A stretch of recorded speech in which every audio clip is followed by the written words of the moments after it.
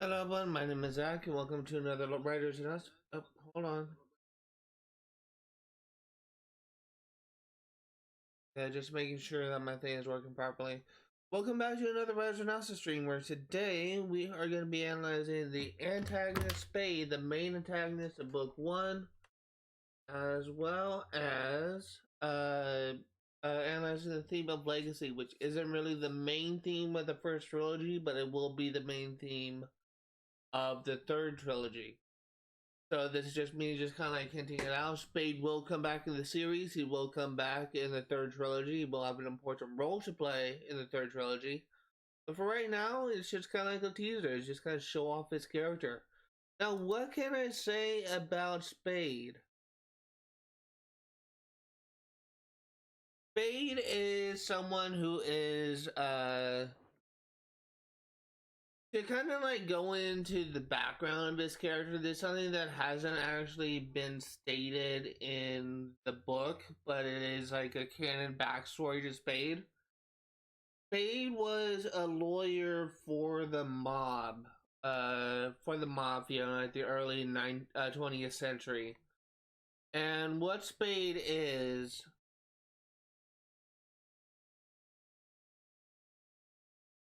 I don't want to search Twitch chat. I'm trying to get things set up here.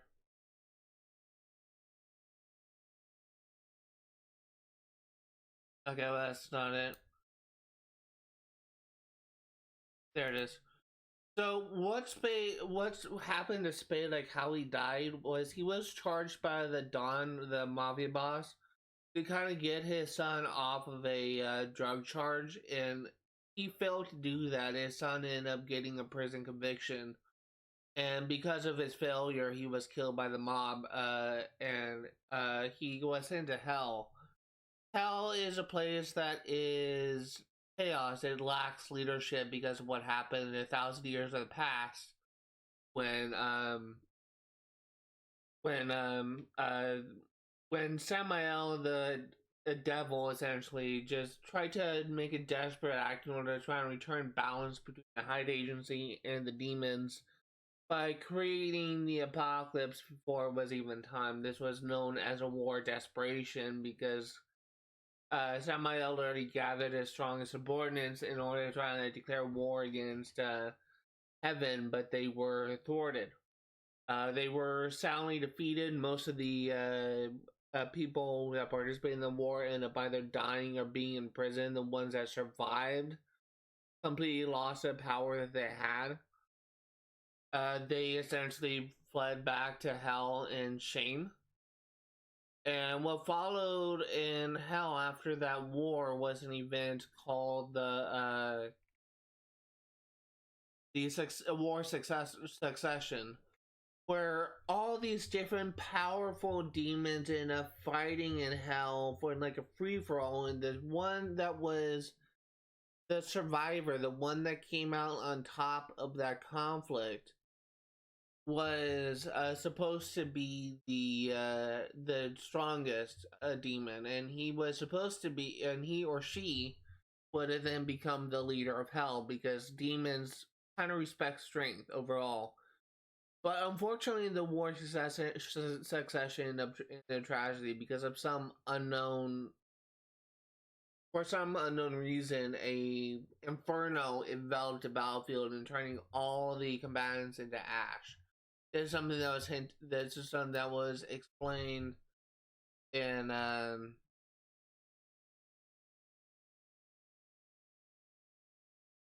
trying to find it. Just give me 1 second.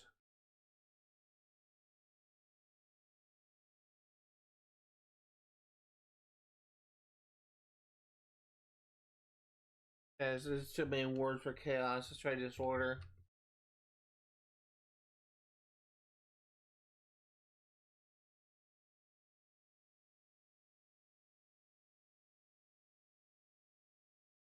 Here it is. Okay, so chaos and hopelessness. It's not disorder, it's hopelessness. So in this scene right here, that ones that kind of follows the scene that I kind of searched, Spade is actually kind of explained to Alec like what happened like in the past and why the conflict between like demons and Hyde Agents kind of started. kind of where you can get the more history lesson, sort of a biased history, but it's a history all the same. But in this section, Spade actually talks about what happened with in the War of Succession, and I'm trying to find it here.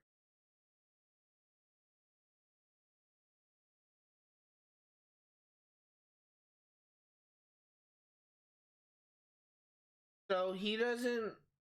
So here it is. He says, when the war desperation ended on Earth, the War of Succession began. Became a battle for dominance. Whoever survived would claim the throne, but no one survived. Alex Sproul furrowed, so no one took Samuel's place. Not exactly. The war was supposed to determine a ruler, but it ended in annihilation. The strongest, most capable demons died for nothing. Hell burned itself out, and in the end, the Redeemos seized control. Redeemos are humans that were sent to hell to be punished, but instead, that's kind of what they were actually supposed to be, but instead, they just kind of, right now, they were just kind of left to get free reign and kind of get exposed to chaos.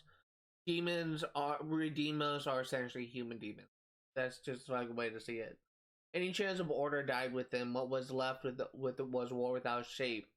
And here is did I say that here? No, I didn't actually say it. There was a scene that I had planned in this story that was I kind of cut out. I kind of forgot to cut it out. But basically, what happened was there's actually a lot of backstory behind this Spade that I ended up cutting out. Basically, after when the war succession ended, there's like an inferno that killed like everyone, reducing everyone to ash. And when they all turned to ash, they ended up like creating the area into like a almost like a desert of ash. And there was just like a mass amount of cremated remains that just still remains to this day. And I had a scene that I had planned, but I guess I never added it, or I kind of felt like it was too much for me to add it. But it was like a brief flashback scene of Spade kind of going into the Ashlands, is what that place is called now. And he kind of had his foot snagged on what he thought was a branch, but as he looked down, he saw it was a skeletal hand that was just kind of peeking out of the sand. It was just kind of lashing onto his ankle. That's when he kind of realized that the area was well cremated demon remains. And it was just kind of was really meant to kind of be like a jarring and kind of like a horrifying experience for him. There's actually a lot of Spade's backstory that I ended up kind of cutting out. Like not only like the fact that he was like a mob lawyer that was kind of killed for not being for failing to get his the Don's son off of a drug charge. Uh, that is a canon event. That is what I consider to be a canon event of what Spade was like when he was alive and how he died. Another canon event that I ended up scrapping that was actually going to be in the story as a flashback sequence for the character Fox, who was a subordinate of Spade, was a flashback sequence of when Spade first entered Hell, and the first person that he encountered was Fox. In the scrap scene, Spade finds out what happened to Hell through Fox, and he ends up kind of getting inspired to kind of create this change. And it was actually Fox that trained him all he knew about darkness, the power of darkness that all demons can control. But unfortunately, I ended up scrapping that scene. I'm not really entirely scrapping it, but I kind of summarized it in a brief couple of lines of dialogue. A lot of flashback scenes I had planned for this story I ended up scrapping because flashbacks don't really work that well for this story. I actually do have a plan. I do have a plan of using a flashback sequence in a different way in book 2, and I think that way will actually work better than the way that I planned. Flashback sequences are very difficult to kind of pull off successfully in novels. You kind of have like a specific strategy in order for it to work well. But anyway, Spade, when he first appeared in the story, the first appearance in this book was actually in the prologue of the story, where he kind of launched an attack on on his place that was known as Sanctuary, the mobile headquarters of the Hyde Agency that was called Sanctuary. It was one of the largest mobile headquarters of the Hyde Agency. Sanctuary was kind of a unique place as it was a location where most of the Hyde agents ended up working through, and unfortunately, most of the S-class Hyde agents ended up working through. And unfortunately, when Spade launched the attack on Sanctuary, most of the pretty much all the Hyde agents were kind of caught off guard because uh, starting in 10 minutes, because they thought that they were safe, they were not anticipating an attack, and they were essentially caught in surprise. So they were essentially kind of victims of a bloodbath. And Spade massacred that thing. He destroyed the mobile headquarters of the Hyde Agency, someplace that was supposed to be untouchable. And you kind of get to see how that happens later on, but I'm not going to spoil that here.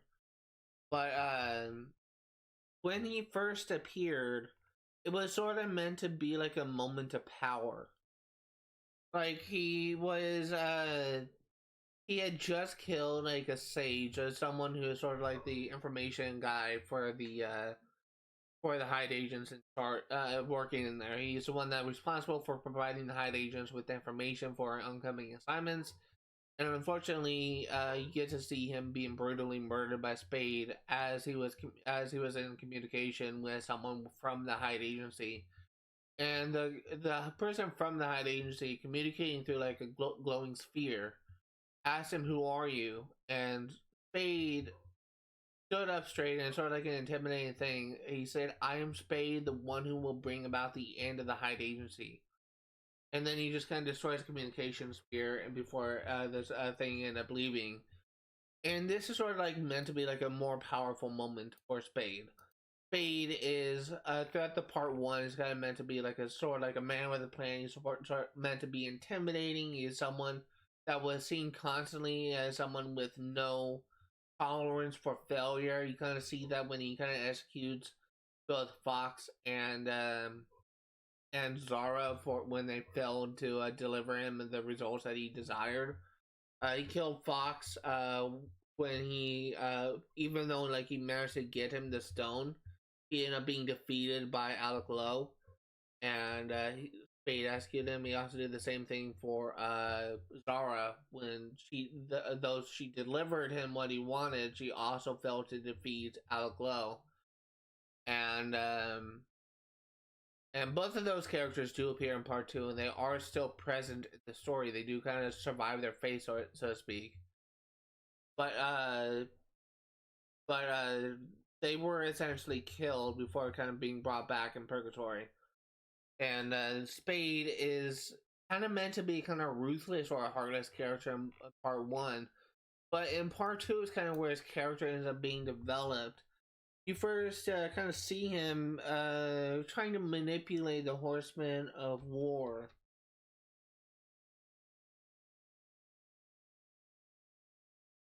And the Never-Ending War, part two, the Never-Ending War. And Spade, he kind of sees War as his ticket to still like perceive his victory, because War was someone who kind of commanded all the demons. He was someone that was in charge of the demons of hell, someone that the demons of hell rallied with. And Spade was trying to use War to kind of further his goals, and War was smart. He kind of understood that what Spade was trying to do. Spade was trying to manipulate him. But I'm trying to find the scene.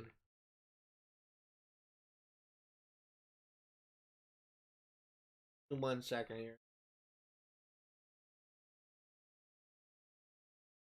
Here it is. He was. He kind of realized. He kind of realized that Spade was trying to manipulate him. Right.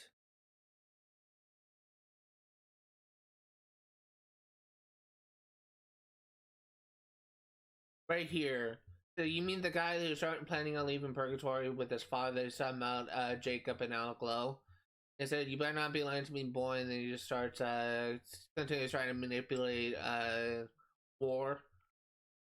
But what kind of kind of set him off, was kind of set War off, was kind of Zara and Fox just trying to come in and try and warn War, but he was trying to do, saying that he can't trust Spade, which kind of pissed War off because he doesn't like being told what to do. Fox and Zara end up getting kicked out, but at the end, he kind of snaps at Spade and says, "You think I'm just some bottom tier redeemos who can manipulate? I wasn't born yesterday. Give me one good reason I should lead my forces through that portal."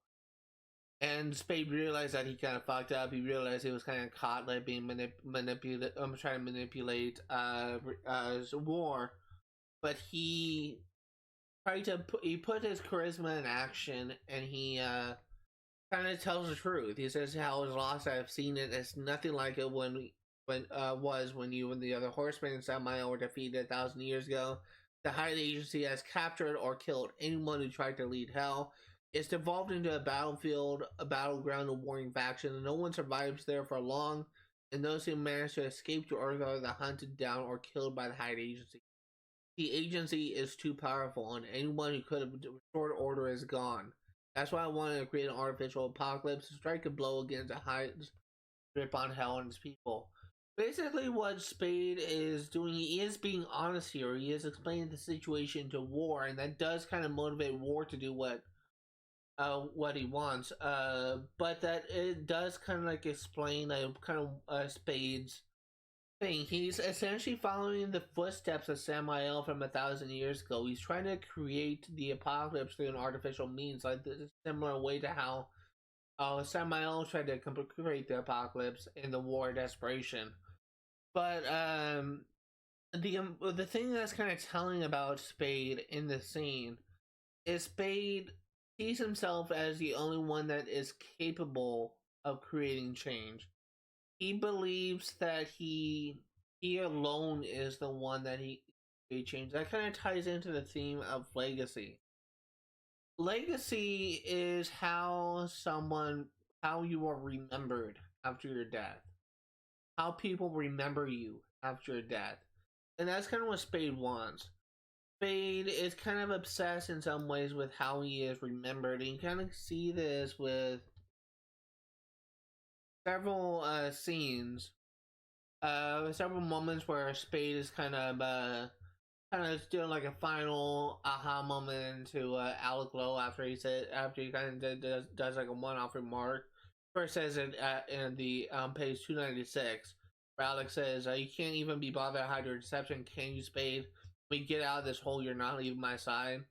And Spade just kind of laughs and shakes his head. "Oh, Alec, don't make promises you can't keep. After all, this is not how my story ends." Spade repeats this 3 separate times, and like once on page 296, another on page 373, where it says, "I told you once, I'll tell you again, this is not how my story ends." And then at the end, when he is defeated and is being taken down to the prison of the Citadel, the Hide Agency's prison known as the Citadel, he kind of says, like, when he is defeated and being hauled off, he said, this isn't how my story ends."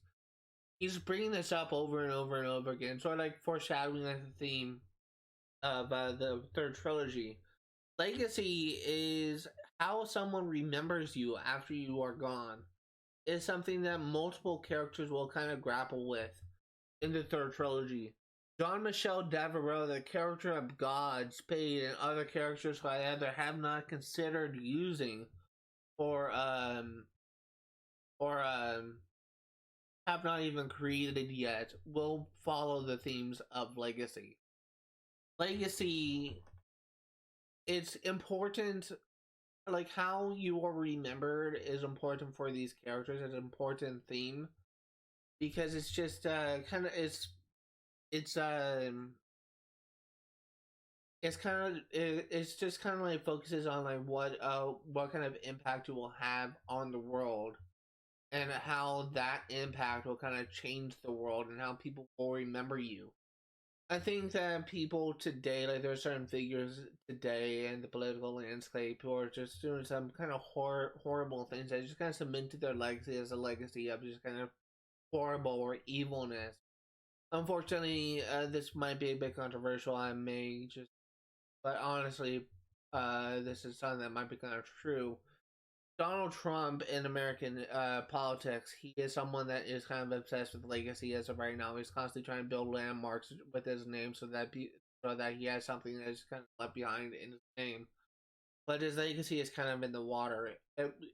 Universally, people hate him, and even when he dies, all of his landmarks will probably be shut down, and his name will be mud. And unfortunately, I'm gonna have to put myself on back mode because of that break. Alright, we are back. Sorry for the ad break, but we are back. Just give me 1 second to pull everything back up. I think I was talking about, it's been like 3 minutes since the ad break started. But I think what I was talking about was kind of how legacy was important. Like I mentioned that Donald Trump, like in American politics right now, whose approval rating is just fucking underwater. Probably it's going to be the lowest approval rating of any president in American history by the time his presidency ends. But anyway, like he's someone that is kind of currently obsessed with this sort of like how he is remembered. He is trying to like get his name on monuments, so that when he passes on, like he has mark, he will kind of have his mark on the world, I guess. But unfortunately, he's kind of pursuing the concept of legacy in the wrong way. It's in a similar way to how people like Bibi Netanyahu and Vladimir Putin and all these type of like uh, kind of horrible like leaders are trying to make their kind of legacy just kind of last. When they're unfortunately they're not immortal and they're kind of like victims. They're all also still human. Like eventually people will have enough and they'll be removed. They'll be removed from power. Someone will take their place. That's just like how time goes. And unfortunately, all these people that are just trying to like do these horrible things in the world, when their time comes, their legacy is not gonna be a positive one. And the whole point behind legacy and the theme of legacy in my story is there is a right and wrong way to pursue the concept of legacy. In this story right now, what Spade is trying to do and kind of cementing his legacy by kind of creating the artificial apocalypse, kind of create a sort of war to kind of restore balance. That's not kind of a positive way to create a lasting legacy. He will kind of discover what the best way to kind of create like a proper legacy is in the third trilogy. But what I'm trying to articulate in this story, in this series, especially in the third trilogy, is that by forcing your mark on the world, you're kind of creating a negative impression on how people view you. But if you if you kind of choose a morally right actions, and people kind of view you positively because of those actions, then eventually, when your time comes, people will remember you more positively for a longer period of time. And that's kind of like the whole concept behind the legacy thing. Spade in this moment is kind of obsessed with legacy, but he is kind of pursuing the legacy in the wrong way. If Spade was successful in this endeavor, if Spade's artificial apocalypse was somehow successful, and overpowering the Hyde agency, which it ultimately was not, um, he would kind of be viewed as kind of a tyrannical figure. And even though he does kind of overpower the Hyde agency, even though he would have kind of like been successful, he would not have actually had the respect of his peers, and his honestly his victory will probably be short lived because once the Hyde agency regroups and once they kind of they're eventually gonna kind of take control again. And the unfortunate thing is about Spade in this character in this thing is he is someone that was kind of never meant to succeed. Even if he was able to take down Alec Lowe, in this story, eventually there's definitely more people out there that would have been more than capable enough to defeat Spade in the scene in this story. Like Charlotte Matthews, for example, you actually meet in the story, is someone that is more than capable enough to overpower Spade, but she may not be powerful enough to take down um, War. But the character of Jean Michel Devereaux would be. Jean Michel Devereaux is someone you actually don't see in the story, but he is actually kind of referenced, just not by name in the story. He is, you actually see him for the first time in the second book, but he is someone who is known as the Soldier of God. He is someone that holds the highest rank within the High Agency and works directly for God. And he is someone that is definitely strong enough to overpower and defeat War. It will be kind of an uphill battle, but he is strong enough to beat him. The unfortunate thing is, with Spade in this scene is he is kind of, because of his obsession, because he's kind of pursuing legacy in the wrong way. He is kind of also sort of a tragic character. He doesn't. He is someone that eventually kind of beaten and is kind of like even though it's kind of an uphill battle for the character of Alec Lowe, like the fact that he was pursuing his ambition, pursuing the concept of legacy, pursuing his dreams and ideals in the wrong way. He's just kind of like someone that doesn't really have as much respect within the world of demons. His most of his followers, aside from Zara, are redeemers, human demons that just kind of aligned themselves with a Spade. Zara is the only demon that followed Spade, but she only followed him because she was infatuated with him, because she was in love with him, because of his drive for power, because of his drive to pursue his ideals, his passions. The unfortunate thing is about Zara, and she ended up like discovering she kind of followed the wrong person, and she ends up changing and evolving because of her mistake. Zara will be a character I'm going to be analyzing eventually, but she is someone that's going to be an important character in the second trilogy. Just as Fox is also going to be an important character in the third trilogy. That's why I kind of had them be kind of survive their fates and are currently existing somewhere in the real world uh, at the end of the story. Despite them being killed and was initially sent to purgatory, they did escape their fate. Spade, on the other hand, he did not escape his fate. He was captured and defeated by the Hyde Agency, but this is not how his story will end.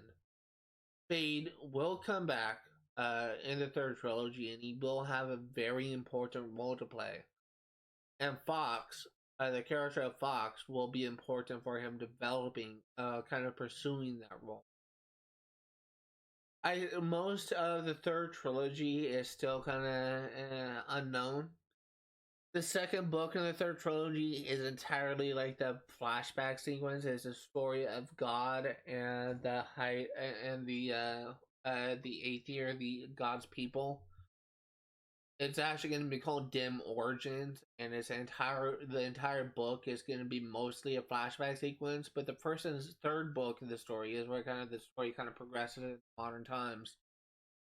But yeah, like Spade will have an important role to play. He will will kind of discover what the role of legacy is, how he will be remembered positively in history. But at this point in the story, he's kind of meant to be a tragic thing. His role is as of yet unfulfilled. He is someone that is motivated by dreams and ideals, but he's pursuing his dreams and ideals in the wrong way. He's kind of following in the footsteps of Samael, and there is a reason why Samael failed in his thing. Is because the apocalypse is not something that can be artificially created. It is something that must occur naturally. And I will analyze the concept of the apocalypse at a later time, but I'm basically kind of handling it in sort of a similar, like, there's gonna be a lot of tie-ins to the events of the Book of Revelations. But unlike the Book of Revelations, there's not like 100 seals of the apocalypse that must be destroyed. I think there's like 100 seals. There's actually going to be 7, and they're actually tied to like certain like events, unlikely events of both demons, humankind, and angels that must occur. And at the end of the story, it was revealed that 2 seals of the apocalypse was actually already broken. I'm not sure if I'm going to be revealing what each of those seals would be, but at this point in the story, 2 of the seals were broken a long time ago, like several years ago, before the events of the first book. And throughout this first 2 trilogies, like all the remaining seals will be broken. So the apocalypse will happen, but the only way it can happen, the only way it can be successful, is if it happens naturally. It is not something that can be artificially created through what Samael did, or through what uh, um, uh, Spade tried to do. That will never be successful.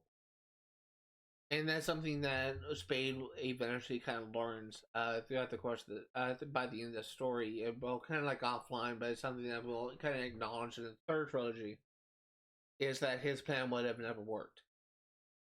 The apocalypse is not something that can be artificially created. It's not something that can be controlled. It's not something that can be influenced. It's something that must happen naturally. And um, that's kind of one of the reasons why Spade's goal, Spade's dream, Spade's ideals are being kind of flawed in the story. While Alex's goals, Alex's ideals, Alex's dreams of kind of being the one that kind of prevails in the end. But yeah, that's kind of like the analysis of the character of Spade. I'm going to be analyzing him again in the third trilogy, probably by the end of the final book. Yeah, that's kind of when his character is the final book of the third trilogy. Yeah, that's kind of like when his character will kind of be kind of wrapped up into a major conclusion. Next Wednesday, I'm gonna be, what can I talk about? I might continue like analyzing not just the character of Fox, but the character of Zara as well, the secondary antagonists of the story, who are also like very important. Will be kind of very important in the second and third trilogies. So next Wednesday is Writer's Analysis from 1 p.m. to an undetermined amount of time. I'm going to be analyzing the characters of Fox and Zara. And I will also be kind of discussing my goals with them briefly, and what their roles will be in the story. Uh, in the meantime, like so that's going to be on Wednesdays, 1 p.m. to an undetermined amount of time. Tuesdays and Thursdays going to be the Writers Workshop series, where from 1 p.m. to sorry, my brain's fried. Writers Workshop series from 1 p.m. to 5 Pacific Standard Time on Tuesdays and Thursdays. I'm gonna be working on my next book. On Fridays, I'm gonna be doing streaming Far Cry 4 for 1% completion from 1 p.m. to 5. On Saturdays, I'm gonna be streaming Sims 3 Pets for 1% completion. On Saturdays, 1 p.m. to 5, and on Sundays, I'm gonna be streaming Saints Row 2 for 1% completion on from 1 p.m. to 5 Pacific Standard Time. That's gonna do for today. Thank you guys for watching, and I will see you next.